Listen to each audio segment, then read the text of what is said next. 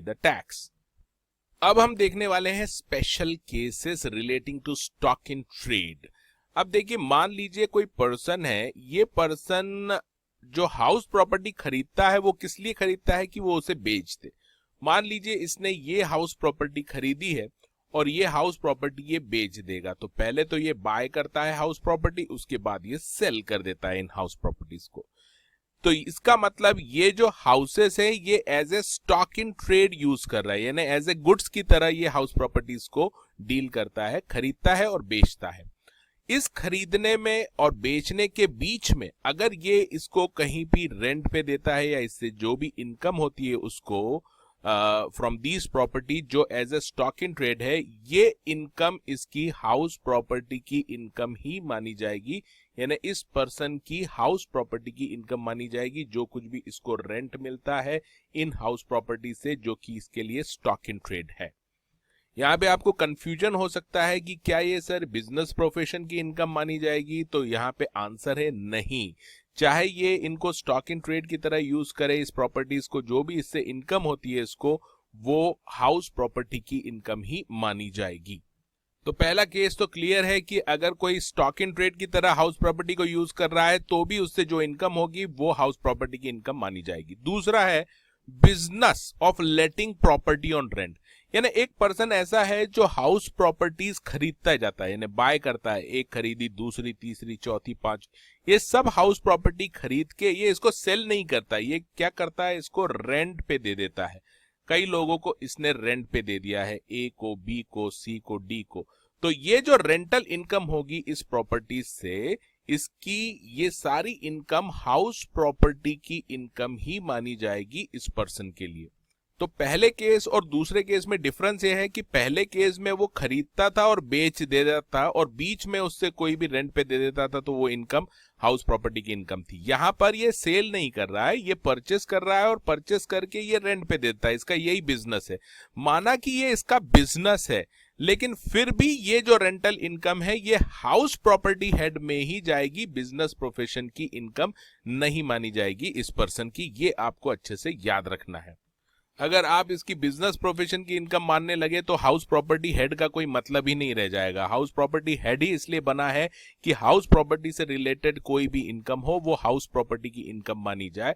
तो यहां पर आपको याद रखना है, चाहे वो बिजनेस ही क्यों ना कर रहा हो, ये प्रॉपर्टी खरीद के रेंट पे देने का, वो सारा रेंट उसका जो भी मिलेगा वो हाउस प्रॉपर्टी इनकम हेड में ही टैक्सेबल होगा उस पर्सन की। अब बात करते हैं तीसरे केस की। तीसरे केस में ये कहते हैं कि आपने एक कंपनी ही इनकॉर्पोरेट कर ली है, एक अलग से कंपनी इनकॉर्पोरेट की है और इस कंपनी का काम ही ये है कि ये हाउस प्रॉपर्टीज को खरीद लेती है और उसके बाद इसको ये रेंट पे दे देती है। चाहे आपने कंपनी ही क्यों ना आपने ये इनकॉर्पोरेट की हो और इसको रेंट पे दिया हो इन प्रॉपर्टीज को खरीदने के बाद, इस कंपनी की इनकम जो होगी ये रेंट से, ये हाउस प्रॉपर्टी रेंट पे देने से, तो इस कंपनी की हाउस प्रॉपर्टी की इनकम मानी जाएगी, बिजनेस प्रोफेशन की इनकम नहीं मानी जाएगी। यहाँ पे कई लोगों को कंफ्यूजन हो सकता है कि सर ये कंपनी का मेन ऑब्जेक्ट जो है, ऑब्जेक्ट ही लिखा है कि ये खरीदेगी और रेंट पे देगी, तो भी इसकी बिजनेस प्रोफेशन की इनकम न मान के इसको हाउस प्रॉपर्टी की इनकम ही माना जाएगा, इस कंपनी की वो हाउस प्रॉपर्टी की इनकम मानी जाएगी। अब हम देखेंगे एक्सेप्शंस, यानी अभी तो हमने देखा कि ये जो भी इनकम है हाउस प्रॉपर्टी की इन तीनों केसेस में, उसको हम हाउस प्रॉपर्टी की इनकम ही मानेंगे। लेकिन दो एक्सेप्शन है, इन केसेस में इस इनकम को जो इस हाउस से हो रही है उसको हाउस प्रॉपर्टी की इनकम न मान के बिजनेस प्रोफेशन की इनकम माना जा सकता है। दो केसेस हैं जिसमें ये बिजनेस प्रोफेशन की इनकम मान सकते हैं। सबसे पहला case, letting is incidental under the head business and profession. तो इसके लिए एक एग्जांपल ले लेते हैं। मान लीजिए एक कंपनी है, ये कंपनी का यहां पर फैक्ट्री है, दिस इज द फैक्ट्री। यहां पर बहुत सारे लोग काम करते हैं, इसके स्टाफ काम करते हैं और यहां पर इस कंपनी ने क्या किया है, इस फैक्ट्री के पास ही आसपास कहीं पर बहुत सारे हाउस प्रॉपर्टीज परचेस कर ली हैं और ये हाउस प्रॉपर्टी परचेस करके इसके एम्प्लॉइज जो थे, एम्प्लॉइज उनको ये रेंट पे दे दी है। नॉमिनल रेंट लेती है कंपनी इनसे, मान लीजिए 1000 रुपए पर मंथ रेंट लेती है हर एम्प्लॉय से। अब यहां पर ये जो 1000 रुपए पर मंथ इस कंपनी को मिला है, क्या ये हाउस प्रॉपर्टी की इनकम माना जाएगा इस कंपनी की कि बिजनेस प्रोफेशन की? तो क्वेश्चन है कि क्या ये आप एम्प्लॉइज को दे रहे हैं रेंट पे, क्या ये इंसिडेंटल है आपके मेन बिजनेस से? तो हाँ, यहाँ पर फैक्ट्री है, फैक्ट्री में एम्प्लॉय काम करते हैं, और क्योंकि इन एम्प्लॉइज को रहने के लिए कुछ जगह चाहिए, इसीलिए इस कंपनी ने यहाँ पर ये हाउस प्रॉपर्टी लेके इनको रेंट पे दिया है, नॉमिनल रेंट पे। तो ये जो रेंट पे दे रही है कंपनी इन एम्प्लॉइज को, ये टोटली इंसिडेंटल है, ये पूरी तरह से डिपेंडेंट है ये फैक्ट्री। अगर ये फैक्ट्री नहीं होती तो ये कंपनी ये प्रॉपर्टी लेके रेंट पे भी नहीं देती एम्प्लॉइज को। तो यहां पर ये जो भी कंपनी रेंट पे दे रही है एम्प्लॉय को, ये पूरी तरह से इंसिडेंटल टू मेन बिजनेस है, इसीलिए ये जो रेंट आएगा ये हाउस प्रॉपर्टी की इनकम न मान के इस कंपनी की बिजनेस प्रोफेशन की इनकम माना जाएगा। तो की क्वेश्चन आपको याद रखना है कि क्या ये जो दिया है रेंट पे ये इंसिडेंटल है बिजनेस प्रोफेशन के? तो अगर बिजनेस के इंसिडेंटल है तो वो बिजनेस प्रोफेशन की इनकम मानी जाएगी, हाउस प्रॉपर्टी की इनकम नहीं मानी जाएगी। दूसरा एक्सेप्शन देखते हैं। दूसरे एक्सेप्शन में देखिए यहां पे ये बोलते हैं income is from letting plus services, यानी आप केवल हाउस प्रॉपर्टी रेंट पे नहीं दे रहे, उसके साथ साथ आप उसको सर्विसेज भी प्रोवाइड कर रहे हैं।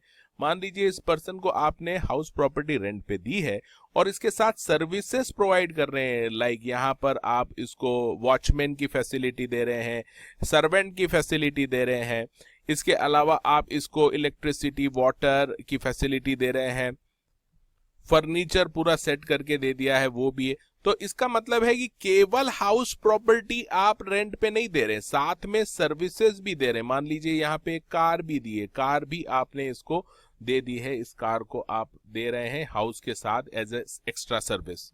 तो ऐसे केस में ये कॉम्प्लेक्स मैटर हो जाता है, यानी यहां पर केवल हाउस प्रॉपर्टी आपने नहीं दी है रेंट पे, साथ में सर्विसेज भी दे रहे हैं बहुत सारी। तो ऐसे केस में आप इसको बिजनेस प्रोफेशन के हेड में शो कर सकते हैं। तो यानी इससे कोई भी इनकम हो रही है आपको, ओनर को, तो वो अपनी इनकम बिजनेस प्रोफेशन के हेड में शो कर सकता है। एक कंडीशन है कि ये जो दे रहा है ये केवल हाउस प्रॉपर्टी नहीं दे रहा, हाउस प्रॉपर्टी के साथ सर्विसेज भी वो दे रहा है। तो ऐसे केस में वो बिजनेस प्रोफेशन की इनकम में शो कर सकता है। हेलो फ्रेंड्स, मैं सीएस एग्जीक्यूटिव के सारे सब्जेक्ट के लेक्चर्स प्रोवाइड करने जा रहा हूं। मेरी साइट पे ये लिस्टेड हैं और कुछ इंपॉर्टेंट जो टॉपिक्स हैं इसमें से वो मैं यूट्यूब पे भी अपलोड कर रहा हूं और साथ में लाइव क्लासेस ले रहा हूं अनअकैडमी पे। Free of cost live classes है सीएस एग्जीक्यूटिव के लिए।